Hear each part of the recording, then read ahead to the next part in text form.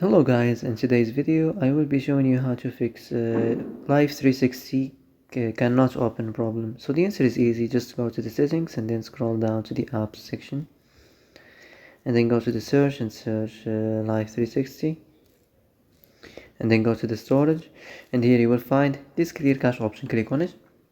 Now you can go check it if it worked, and if it didn't, you can try to restart your phone or turn the Wi-Fi off and on, or the Bluetooth or the airplane mode. Also, you can try to clear data, but be careful. If you clear data, all the application's data will be deleted. This includes all files, the settings, the accounts, the databases, etc. So be careful if you want to clear your data. And that's it for today's video. I hope this is the answer you've been looking for. If you like this video, don't forget to like and subscribe, and see you in the next video.